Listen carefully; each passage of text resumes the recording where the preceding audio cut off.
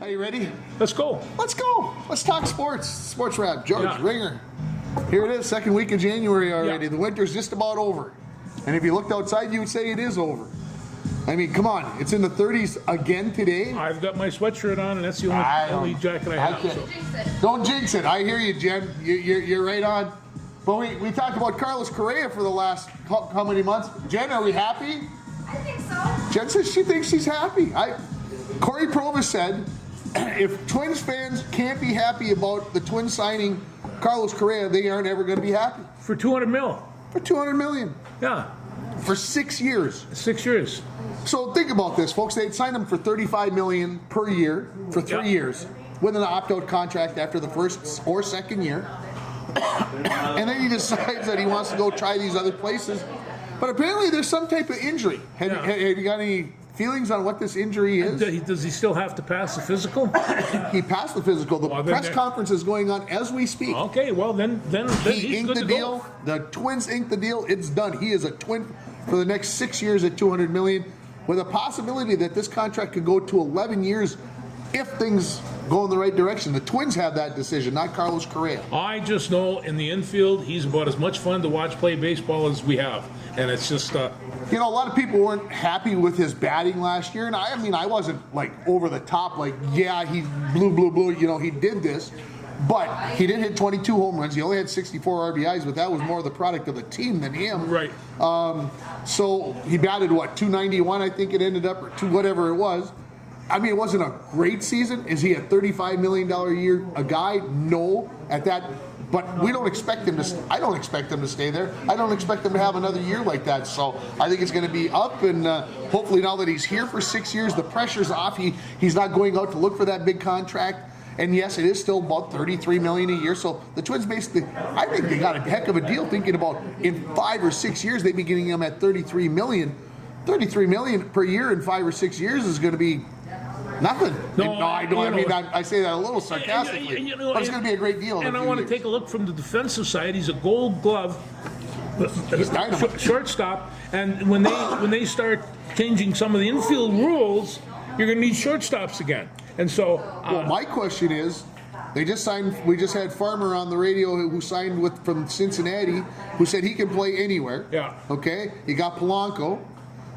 We got we signed somebody else, and then you got Royce White, the guy who can't keep his knees from blowing up. So, somebody's going down the road, right? Somebody's going to have to go down the road, and could we trade Royce White for some pitching? That'd be nice. Maybe a good starter. That's what Provis says. Now we got to get after some pitching. Now we got to go find ourselves a couple of pitchers. Yeah. Jeez. We've been saying that for years. Though. Well, and I mean, we hear this same thing. You know, we have to have starters that can go past 5 innings. Otherwise, you're going to wear your bullpen right out. And it's just, and that's the issue. I think we have pitchers that can go past 5 innings. I think we do too. I think we have a manager who, for whatever reason, that seems to be an issue. That is right now, Rocco right now, I think is the problem there. Every time a pitcher gets into a wee bit of trouble, boom, we're going to the bullpen. Well, sometimes you got to work on a little bit of trouble. Hey, I'll tell you what. Before when does spring training start? About February 17th, 18th, somewhere in there. There's going to be a lot of people that are playing for a team right now that are going to be playing for different teams. So there's a lot of trains that will be going on. But I think, all in all, having Carlos Correa back in the lineup is a good thing. It all kind of went kind of quickly because the Giants signing about a month ago, and then the long time, and then all of a sudden, hey, he hasn't signed a contract yet, and then the Mets swooped in and did exactly the same thing, and then, you know, you remember Scott Boras, I think that's how you say his last name, the agent for Carlos Correa, basically was, playing the Twins to get a big deal, and the Twins weren't biting. They weren't going to go 11 years. They weren't going to go 12 years. On top of that, they have a limited supply of cash. And this is still going to take a pretty good chunk. So, Here's what I believe. Here's what I think is the biggest positive out of this. We talked about that we love Carlos Correa playing shortstop, and we like this and we like that about him. You know what the best part of it is, I think, George? This tells pitchers, this tells other players, We're serious. We're serious. Yeah. We just spent $200 million in 6 years for Carlos Correa. We are serious. We want to build the team here. So what does that do? That attracts other players to come play here. It does. I think that's the biggest part of it. We'll see if it pays off. It tells the fans. It tells everybody here. We are attempting to build this. Okay, to build this team. Twins fans, you got to get out there and start buying more tickets. Yes, you do. Just say, George is even taking buy more tickets. I've got another thing just came to mind, but well, let's talk football because yes. I mean it should be the highlight of the show. And I saw your sweatshirt when I walked in, but what is it? The ML Raiders. This is Mille Lacs Lakes. This is my new favorite wrestling team. We'll talk more about wrestling coming up later in the show. I promise. We'll get there. Okay, I assume you watched the Vikings and or the Jackrabbits and the Bison. Did you have both of them on? I did. I watched the Vikings until the Jackrabbits started. I knew within the first half how that was going to go. And on top of that, I really like North Dakota State's defense. They got a nice solid offense. South Dakota State's defense I knew was very good. I've only seen them want to play one other game, and they are very, very good. And that's North Dakota State lives and dies by the run, running the ball. They ended up with 83 yards rushing for the game. 83 yards rushing for the game. I thought South Dakota State would shut them down, but I didn't think they would shut them down that strongly. Yeah. I thought, and you've got those of you out there can disagree with me because I'm sure those of you that watch faithfully, and we still haven't figured out why you do, but you do. Thank you. What I can't figure out is the second time North Dakota State had the football, the ball started going in the air and they scored. Yeah. And they stopped. And then they got like, well, we got to go back to running the ball because that's what we do. And I understand it to a point, but South Dakota State, it's not probably going to let you run the football. They were going to concede some of their defensive line was just smashing. They got a great set of linebackers back there, and they were looking for that. And they had the same intensity as when I saw them earlier this year play in Iowa. They were not going to back down from this great big school, and they weren't going to back down from North Dakota. Plus, they're repeaters, and it's it's a good team, good program. Yeah, South Dakota State now has beaten. I believe I saw North Dakota State 4 consecutive times in this series. So, yeah. Does that mean that the pendulum has switched over and South Dakota State has the better program? Yeah, maybe at this time. But obviously, North Dakota State is right there. There were some 46 Minnesota guys that played in this football game.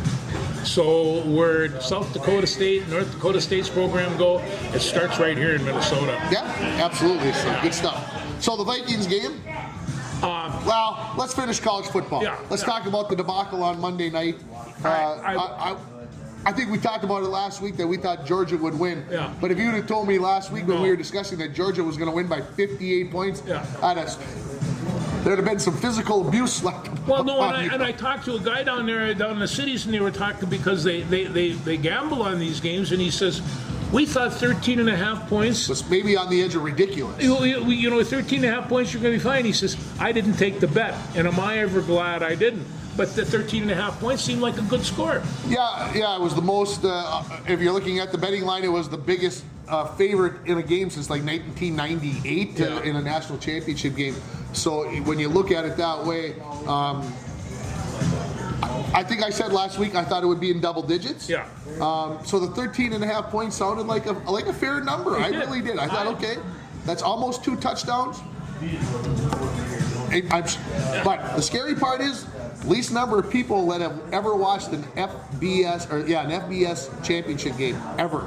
I think people are and this came up on Mike Rand's show the other day, and they says people don't know what college team they're rooting for because of the portal and because of kids moving in and out and here and there and everywhere. There's only a limited amount of talent, true talent, and the top 10, 15 teams get 90% of that talent. And it's pretty scary to me, and I'm going to say this as long as you brought it up. I'm going to bring it up at this point. Stetson Bennett. You look at that kid, and I call him a kid, he's 25 years old. He's got no business playing and winning 2 national championships in a row. He is not your prototypical quarterback that we see this day where they run around and whatever else. But the son of a gun got the job done, and they talked about it to the lead up to the game about the fact that he started at Georgia, walked on at Georgia, left, and then came back, and the Georgia coaches were like, "You're not good enough to play here. You're not good enough to play here." Well, does that drive a man? Does that drive a young person? Well, and keep in mind what George has accomplished here. Okay, they're back to back. If they were to come and win a third, they'd be the second team to do it. The first team, Minnesota, 1934, 1935, 1936. So you're telling me that hasn't been done in over 80 years? And I'm also telling you that if Minnesota and any of the rest of these teams want to climb up the mountain, I mean, Purdue just got hammered by LSU, and and the rest of the Big Ten, I thought did fairly well. Ohio State had an opportunity to beat Georgia. There's the scary part. Yeah. They are a 50-yard field goal away from playing in the national championship. And Michigan. I mean, those teams are so tight in talent that 2 or 3 points is that's pretty equitable. Yeah, it was interesting. Again, Stetson Bennett throws for 4 touchdowns, runs for 2. Finishes his career. What did I see? 29-3 as a starter. Not too bad. So Georgia, we talked about this last year. We're going to lose a whole bunch of guys to the NFL. They reload and they do it again. And even Kirby Smart, head coach for Georgia, said this after the game. I think if we put the 2 teams on the field and play against each other, he says the older team, the first team wins. He said, but this team was driven. There was something about this team that you don't see in a team that's won a national championship. Sometimes there's a letdown. Yeah. North Dakota State wins 7, 8 national championships in a row.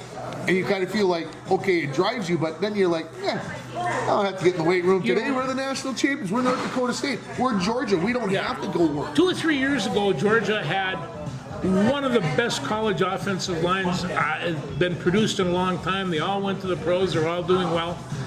How are these guys ever going to be replaced? Well, they brought in a group of freshmen that are almost as good, and they didn't even skip a beat. They just picked up on both sides of the ball, and the offense and defensive line is what made this team great. There was a statement made during the game on Monday night as I was listening and kind of watching because it was getting out of hand. And I think it was when Georgia made it 24-7. So it was either at the end of the first quarter or early in the second quarter. And they went to the sideline reporter who said, the defensive coordinator was talking to the defense, and he said on the last drive, and I think there was 11 plays on that drive, you guys were out of formation 8 times. And I'm like, okay, let's think about this. We both coached football. Yeah. There's a number of formations that could come up, okay?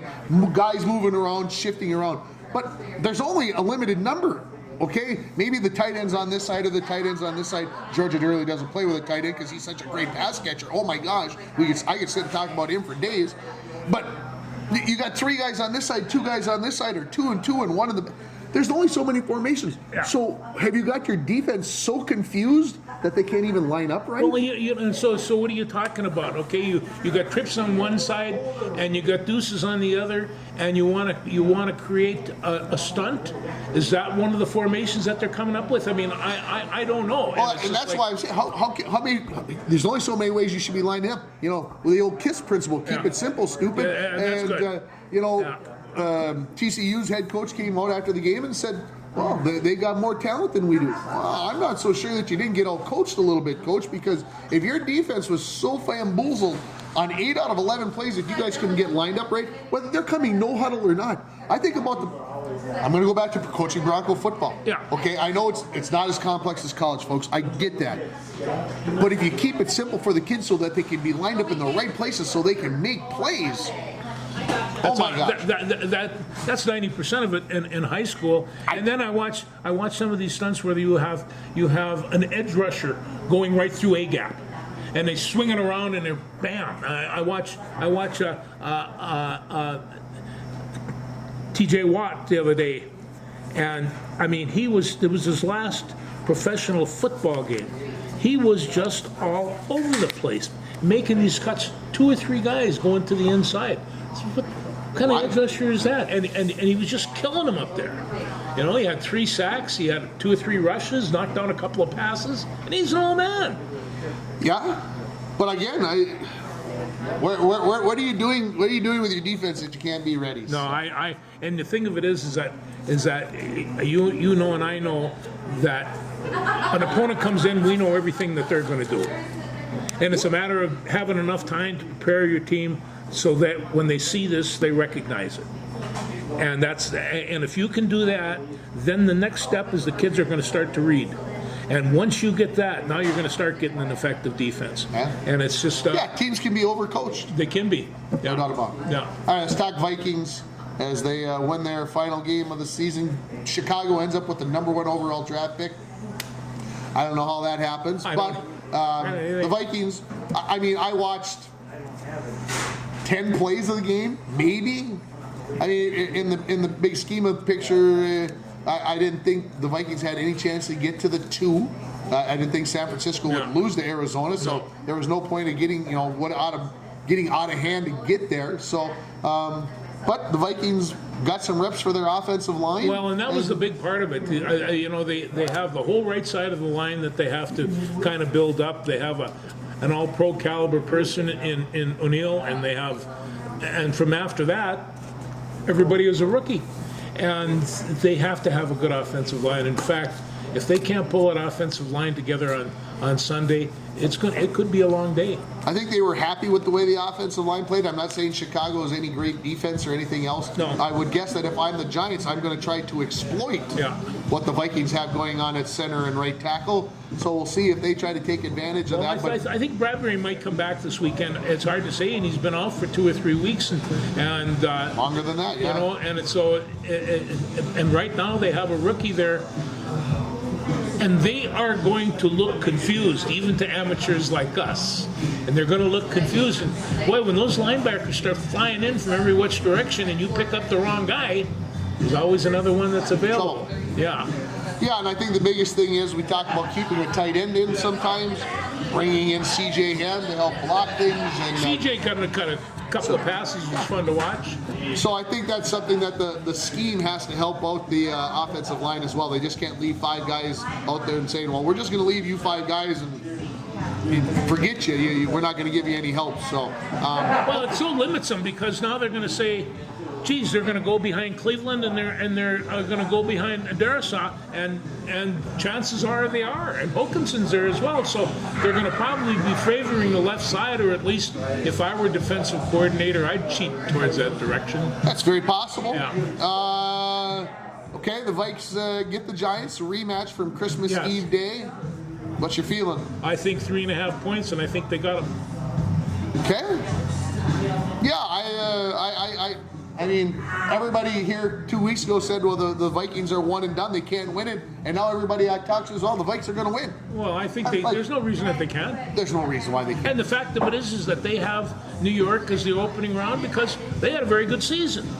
And it's just, for however they got there, or the luck of the Irish or luck of the Norwegians or whatever luck they had, it worked out pretty well for them. And then somebody come up the other day and they says, Dan Jones, he's as good a quarterback as Aaron Rodgers, and Aaron Rodgers. Did you feel him for fever when this person said that? I mean, and he can have a good game, but he's a long ways from an Aaron Rodgers. Yeah, long ways. Long way. So people are afraid of Mr. Jones. So we'll see what happens on that. Vikings are 1-2 against the Giants all time in the playoffs, which I found an interesting fact. But the most interesting fact I found out about the New York Giants this week is they went 9-7-1. Of their 9 wins, only 1 came against a team with a winning record. 1. So they've shown that against. But keeping their conference was just brutal this year. Oh, I don't disagree with that. Yeah. But I mean, when you're not winning against the top teams. Yeah. That shows that you're still not quite there. I'm not saying the Giants aren't getting better. I'm not saying the Giants aren't a good team, but they're building towards that. This year may not be the year for the Giants. Maybe it's next year or the year after, but they're getting there. Well, I mean, we're asking questions about the Vikings that a team with their record, we shouldn't have to ask those questions. Where is our offensive line going? Well, we're not sure. But we predicted that earlier in the season that there is very little depth in the defensive secondary or the offensive line, and that is proven to be true. I hate to say I said that, but he didn't say that, folks. Okay. Packers got eliminated Sunday night. They did. That was fun. Did you party afterwards? I was I did. sleeping. I'll be honest. A little bit, yes. I partied. I partied a little while, and then I did not watch a single play of it live. I was in bed fairly early, but I will say that I woke up to go potty about 2 o'clock in the morning, and I did pick up my phone to see what happened, because curiosity, almost kills the cat. And when I saw they had lost, I have to admit I chuckled out loud in my bedroom, thinking that was pretty hilarious. I'll bring this a bold prediction for next year. Detroit Lions are going to win that conference. They're going to win the division or the conference? The division. They won the division. They'll win the division. And it's just they've got It's going to be a good battle team. between the Vikings and the Lions. It's going to be a dandy, and they're going to keep on improving. That offensive line, they got some good people. Yeah, Aaron Rodgers throws the interception, blah, blah, blah. The unbelievably dumb personal foul penalty where the player pushes the trainer, medical personnel. That's the second time he's been thrown out this year. It is. So This is something you don't do, and he knows that. Yeah, that's a big red flag. Like I said, too talented, had way too good of a linebacker, Yeah. but I'm sure there's going to be some discussions about, look, if this continues. Well, they're going to have to make some adjustments, because right now I take a look and I'll say next year that there's going to be the Lions, the Vikings, the Packers, and the Bears, and who knows what the Bears might pick up. Of course, you can't really count on draft choices anymore unless you're an Aiden Hutchinson. I found it interesting that the Bears GM said there would have to be something really, really crazy to happen that they would draft a quarterback number one, and I'm like, who even had the stupidity to ask that question? To ask the question, why would the Bears draft a quarterback? Are you nuts? What? It's not even on the table. No, and I've heard people say, well, he's not the quarterback for the Bears. Well, frankly, I disagree. Anytime that you have a double threat like that, a consistent double threat, anytime he gets the ball, he can do something, and that's hard to turn down. I think we would agree Chicago has not utilized him like they should. No. Let's be honest. I'd let him play on my football team. So, okay, so Chicago's got the number one draft pick. Miami sneaks in. Miami snuck in. Now, And the question is Jacksonville for gets Miami is who's going to play quarterback for him? Because it's not going to be Tua. And they're going to play it in Buffalo. And who knows what kind of snowstorm they'll get. No, I'm sure it'll all Doesn't look like there's going to be anything crazy like that. But having said that, Miami with whoever else is going to play quarterback, I don't think gives Miami. I don't give them much of a chance. I don't either. Okay, so we understand Buffalo's going to win that game. The 3-6 game is a Cincinnati-Baltimore rematch that they played the last. They get to play again. Any reason why we don't think Cincinnati's going to win that game? No, except that there's a lot of things that can happen. And every time I take a look at these wild card teams, it's logical, the teams we pick, but there is one upset. Yeah. And so you see that and you wonder, is that going to come? Is that going to come with Jacksonville? Or is that going to come? Is that going to come with Tampa Bay? You would think that that's where that's going to happen. I would think that's where it's. But is it an upset if Tampa Bay wins or Yes. if Tampa Bay loses? I think it's an upset if Tampa Bay wins. And I got nothing. I mean, Tom Brady, he's incredible. There is No, he's not. ways that He was incredible. He was incredible. He's walking around out there, I hate to say this, like an old man. And it's just like you can see it. And I saw the same thing the other day in Aaron Rodgers. And so. Ooh, Yeah. did you hear that? Aaron Rodgers, too old to play right now, according to George Frake. Write that down, everybody, because I think. Aaron's going to end up here in International Falls, and he's going to come and rip us a new one. No, You got something? Are you just listening or you want to say, add something in? Go ahead. I'm saying BS, I'm sorry, but he's not going to come to International Falls. no, not Well, going to I'm Minnesota kidding either. about that. But I don't think he'll be playing for Green Bay next year. I don't think he will either. That's a and I'm not good sure. point. I'm not sure he'll be playing at all. Oh, I think he's going to play, but just somewhere else. There you there you go. go. So Aaron Rodgers someplace else. Go somewhere for the dough. I would put that above a 50% chance that that's going to happen. For the Raiders with Devontae Adams, very good possibility. How much money do they got to throw at him? So they're only going to take $35 million a year. Can they get him for 35? Or they got to go 50?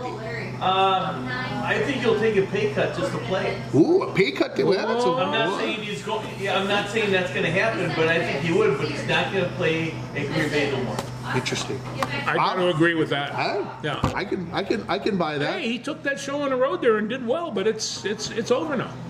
Cincinnati, Baltimore, who are you picking? Oh, I'm picking Cincinnati. Cincinnati, okay, so that puts the rematch between Buffalo and Cincinnati the following week, Yes. the game that wasn't completed. Yes. And Hamlin got, am I saying Damar Hamlin, right? Damar Hamlin. Got out of the hospital today. So good news for him and the Bills. You know, you have any idea what it's going to sound like if he goes to that stadium on Sunday? I would guess he'll be there standing in his jersey. I'm sure they're going to make a big deal about that. Oh, they certainly will. So. You can't make stories like this up. So the last other game we got in the AFC is the Chargers at Jacksonville. Yes. The 4-5 game. Yes. Who are you picking? Well, I'm picking the Chargers. I think the Chargers are an underrated football team. They've got a good backfield. They got a not an overly explosive defense, but it's not too bad either. They'll hurt you. But no, I think they're the Chargers got a couple of guys nicked in their season finale. Hopefully, if they're healthy, it's a no-brainer to me that San Diego or see can't get it out of my brain that the Chargers win that game, and then they will play Kansas City, who's the number 1 seed. Let's go over to the other side to the NFC. Let's start with the 2-7 game, which is the San Francisco Giants against the Seattle Seahawks. Well, the San Francisco a division. The 49er team I saw last week is dynamite. That defense is just shut down. I'm going to hurt you type defense. So you give Seattle no chance? I don't give Seattle much of a chance, no. I'll give them a slight chance. Yeah. But I would be shocked if it happened. But I'll take San Francisco. If I were an offensive lineman and I'm preparing for San Francisco, I'm practicing and hoping at the same time, because you have to have them both. Maybe even a little prayer, because that defensive line is going to put some hurt on you. They just are. I happen to agree. We'll go talk about the 3-6 game. I assume we're both taking the Vikings. I'm going to take the Vikings. We'll take the Vikes. Yeah. How close? That's a field goal. 4-point game. Yeah, right there. 5-point game. Yeah. 28-23, something like goofy like that. All right, then the 4-5 game. Tampa Bay against Dallas. Could Dallas have looked worse this past Sunday? No, and I can't believe it. You know, they've looked pretty sketchy since they beat the Vikings. They had a chance to be the number 1 overall seed and have the week off, and they laid an absolute egg.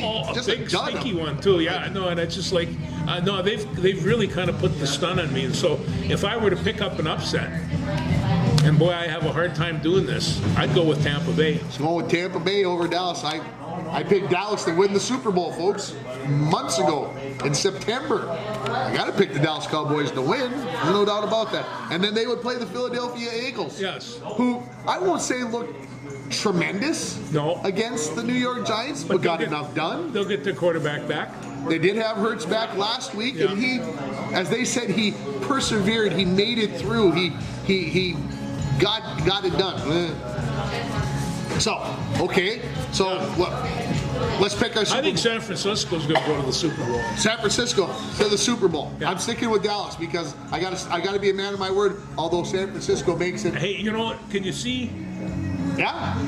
So I do have a question for you two. Question. Yeah. I do. So I want your predictions for the big game and who's in it and who's going to win. Yep. That's what we're doing right now. Right I know. now. I'm listening. He's got San Francisco. I got Dallas I'm taking because San Francisco. They're the hottest team right now. And I mean, this rookie quarterback, irrelevant type thing, he's got a good enough team around him that's irrelevant. Brock Purdy could take his team to the Super Bowl as Mr. Irrelevant. Wouldn't that be a story in a movie in the future in about 30 years? Okay, so we got Dallas and he's got San Francisco. Who are you going on with in the AFC? I'll tell you, the other one that I saw was KC looked awfully good the last game they played, and nobody can do what Mahomes does. He was doing things that no elementary coach would ever teach their quarterback to do. He is an amazing athlete, and I think they're going to be difficult to beat. I may have to go back and look on YouTube to find the show from early September. I don't remember who I picked out of the AFC, but if my memory serves me correctly, I took Buffalo because that's who I'm taking now is Buffalo to win it all. They've got, I hate to say it this way, they can use this unfortunate momentum with Hamlin getting out of the hospital and everything else to start a run. And so now we got Buffalo. I've got Buffalo and Dallas in the Super Bowl. And I got to stick with Dallas. I have to. I mean, it's the way it is. And you got Kansas City and San Francisco. Did they play a couple of years ago? Yeah. Who are you taking this time? Well, I'm taking San Francisco. Wow, he's riding that horse. You have a defense that holds the opponents to 70 yards a game. You get the win. Pontoon Tom, you got a new San Francisco Giant fan or San Francisco 49er fan right here, baby. the win. Look, he's even got the Niner colors here a little I bit. do. So there's our football portion of the. Hey, I'm going to say right now, I don't know about the games this weekend, but they're going to get interesting after that. The championship. I think they're going to be interesting this weekend. I really do. I think most of the games will be tight, close games. But all the games this year have been tight and close. That one game, every team, the biggest difference was 11 points for every game. 11 points. Insane. That's pretty crazy. Yeah. Well, we shall. Let's talk a little hockey. We can talk some hockey. Wild went 0-1-2 over the past week since we last spoke. I believe if my numbers go correctly, they lose at Buffalo. They get an overtime loss. Right, overtime loss to they lost to St. Louis and then lost in the shootout to the Rangers. I had to get my brain. It should have been a different game against St. Louis. I'm not sure how. Well, an empty netter and just a bad pass, which somebody said the other day, and it keeps going through my brain that it's not necessarily in professional sports the good plays that other teams make. Sometimes it is, but it's more time the mistakes that the opposing team makes that lead to the wins and the losses. Many times we've talked to our teams and says, what's the key to this? Mistakes. Can you protect the ball, and are you going to stop the mistakes? And it's that's where, when we were talking about the Vikings, when your offensive center comes in. Although I think he's done remarkably well with the snaps. He's had a couple of fumbles, but I think he's done pretty well with the snaps. But boy, that's the major concern. You got to have that center to start the play. It's the number one thing. It's got to happen. Yeah. Wild. I can't understand. I can't understand this because we're 3 months into the season, and Dean Evison still is talking about his team not playing the way they're supposed to play. How these are professionals, and is it just that their egos are getting in the way, that they think that they can do things that they can't do or shouldn't be doing? What's the deal? When I watch the Wild against any other one of these opponents, they don't. I can't. In high school and in college, you can pick a style that each team is playing. It's really hard to do in the NHL. They all look like they're going, passing, skating as fast as they can. I really don't see a philosophy of play like you do with some of the lower sports, and I think it's because of the caliber of the athlete. Yeah, I think there's obviously that, and I suppose you can feel that pressure. I think back to the game I went and watched in December at the X, and you can see that they're trying to thread the needle in order to make that big play. They're trying to make that cross ice pass 80 feet across ice and up the ice, and trying to thread, and they're trying to get it between two players that are maybe only 12 feet apart, and then they got their sticks and everything else. So I don't know. Dean Evison talked about the fact that we're making bad passes, bad choices, and I guess when the game is going 100 miles an hour, those bad choices can happen, but it just seems like, I don't know, a team that's sitting in third place in a division shouldn't be making those bad choices. No, and you'd figure at this time in the season for sure they shouldn't be making those bad choices. So yeah, you just anyway, it's frustrating is what it is. The Wild, like I said, are still sitting, I believe, in third place. Colorado lost again last night, so I think the Wild are still sitting there. So they gave up 40. Fleury had 40 saves last night. That's a lot of shots to give up, and he only stopped 1 out of 3 in the shootout, which in the end was the difference against the Rangers. They get the Islanders tomorrow night, and it's no easy task on the road, but we'll see if they can do it. Yeah, but the defense has been playing fairly well. Fleury has been incredible at times. He just like I said. I think Gustafsson has been good. Gustafsson's been good at times. I saw Fleury make a save and he didn't know he made it. He absolutely had no idea what had just happened, and it was a brilliant save. And it's, these guys, they're good. They are really good. I didn't get to watch any of it just because of the craziness of my past weekend, but the Gophers played St. Cloud State in men's college hockey. Yeah. They got a split. They did. Each team went on their home ice. Did you get a chance to watch any of it? I did get a chance to watch it. In fact, Sue came up and says, you better go over because the university is getting a lesson on hockey. And so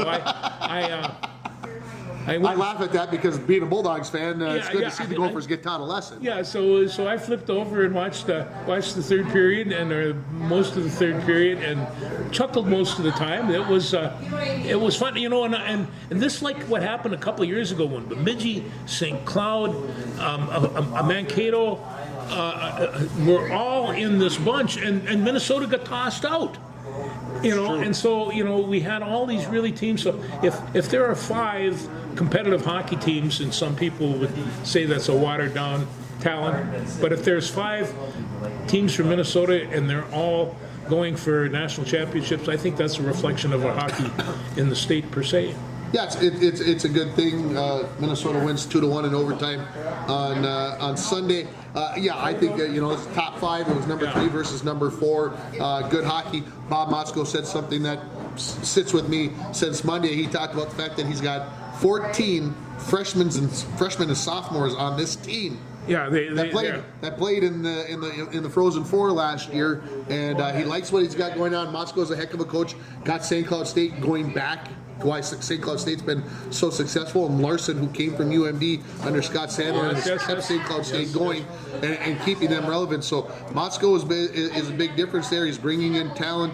Minnesota, unfortunately, in my world, is going to be somebody that has to be contended with going on for the foreseeable future. Well, yeah, they couldn't get 1,000 people to a hockey game 2 years ago or even last year, and now everybody wants the ticket again. Well, they do, and people are going to willing to take the time and take the money and go watch talent because they hear about watch a winner. They will like to watch a winner, and the Gophers got a very fine team, but they're kids, and so they're going to screw up, and so St. Cloud's going to beat them, and they can go up to UMD and get beat. They can go to Bemidji and get beat. Any of these teams can beat the Gophers, and they're on top of the heap right now. But Denver, number 1 Denver lost to Alaska Fairbanks. Yeah. That just goes to show you. But Bulldogs beat Bemidji State on Saturday night, got a tie on Friday night, and won it in a shootout. Yeah. I assume your grandsons were devastated. No, they haven't talked to me. Because they know what's coming, right? No, I sent a couple messages after Sunday's hockey games that they were playing in. Way to go! It was a good game. But I didn't mention the Bulldogs and the Beavs. But you missed out on an opportunity, George. You got to keep those grandsons in line. Got to tell them that the maroon and gold is much better than that green and white at Bemidji Stadium. I have played my album of the Rouser up there, and I sing them the UMD fight song. Although I can't remember all the words, I at least hum the tune. There you go. Yeah. See, that's what it's all about. So, UMD women, as long as we're talking college hockey, beat Wisconsin on the road twice. Number 8 versus number 2. Yeah. Maybe the Dogs are pulling something together. Don't forget the women's Frozen Four is in Duluth this year. March 17th and 19th. I think the Dogs are going to surprise a lot of people when it comes down to that. They're going to play for another national championship. Who knows? But there's a lot of talent on that team. Wouldn't that be nice? Yeah. Let's talk basketball. Let's do that. The Red Hot Timberwolves. They are. You don't get to say that every week, so I got to say it when I my get a chance. friend Rudy is playing pretty good basketball. What do you attribute that to? Well, Rudy says they're finally being synchronized. They're kind of developing. They're kind of doing all the rest of that. And as I recall, when we got him, we talked about that because he has a basketball team full of talent but untapped, and it's just all over the place, and we're looking for him to draw this together. It's nice to have a big center man that can control defense and clear rebounds. Don't care if he gets 2 free throws. It's just, but he seems to be that kind of guy. And although there are again some people will say it was a bad move, I'm not so sure. I don't think it was a great move. Yeah. I don't think it was a bad move. I think we're going to find it someplace in the middle. But as I look at my calendar, it's approaching mid-January. And you know who's supposed to be coming back in mid-January, right? The Cat. The Cat is supposed to be coming back. Good news or bad news? What do you think? What are you feeling? You can't have talent like that sitting on the bench. It's just like, it's like this old coach said one time, when you're riding a stallion, you don't want to break him, you just want to point him to the right direction. And so I don't think Cat's the type of guy that you're going to break down and rebuild. He is the type of guy that you direct that energy to, and all around him. Can he come into the new system with Rudy being whatever? Can he function in that? Yeah, because I have my doubts of whether he can function not being considered the superstar, the all-star. Because somewhere along Anthony the line, Edwards, I think, has taken that role. Well, he has right now, and he had no choice. True. That was his role.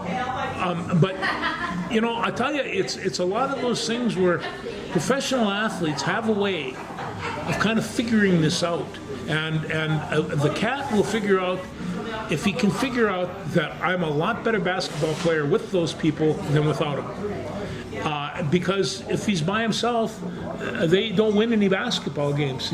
He needs the rest of them. And the same way with Russell. I mean, people are, they got to pull him together, and they got to pull the rest of those electric wires and pull them in. But they got some talent on that team. From my perspective, from what I see, Rudy Gobert could care less if he scored 1 point or 27 points. No, I don't think that's. I don't. As long as the team wins. Yes. I think that's where Rudy Gobert is at. Yes. Now, Rudy, I think, has been in the league for like 9 years or 10 years, almost the same amount of time as Karl Anthony Towns has been. Karl Anthony Towns has not figured that out. No. That winning, whether I score 6 or 26, Make your teammates look good.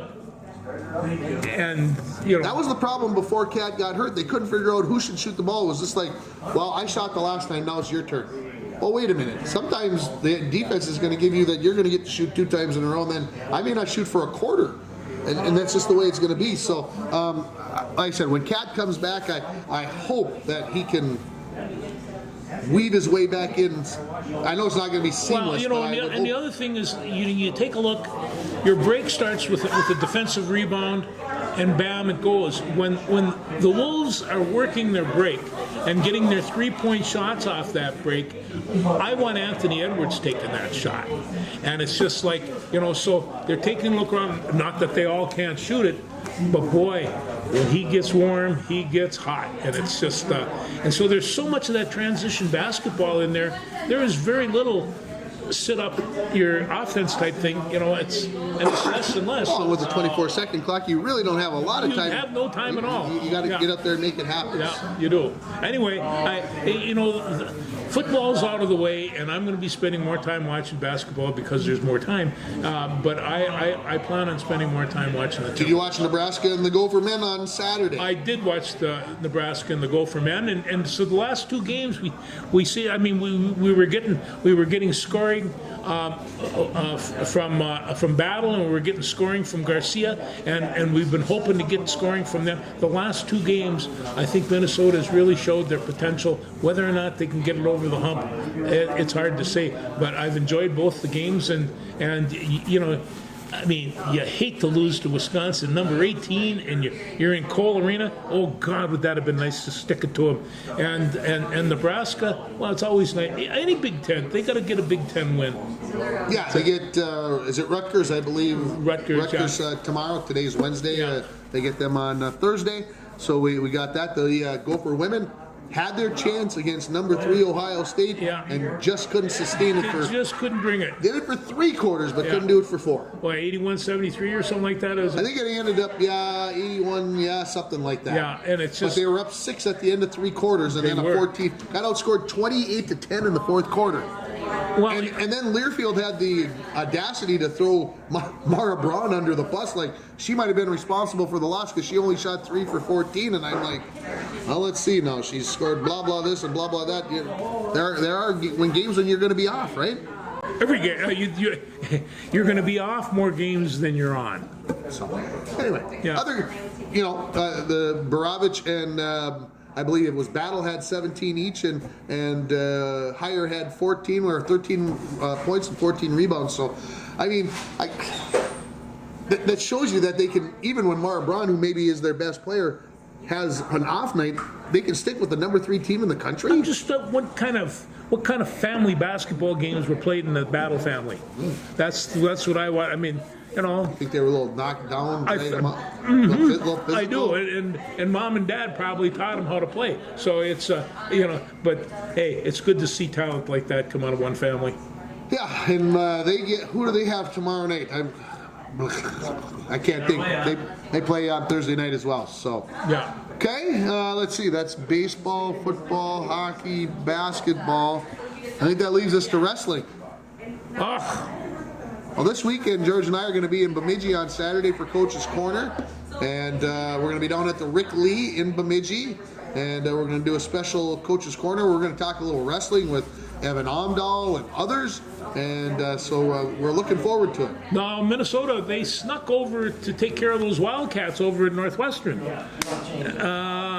Don't grab a Wildcat because they're probably going to rip you up, and the Gophers got taken to the cleaners a little bit, and so they're number 5. Bad showing. It was a very bad showing, and so we'll see where they're going to pick up from there. But I saw where they were going to start challenging, and I actually saw Penn State wrestle, and I also saw Iowa wrestle, and they're very good teams.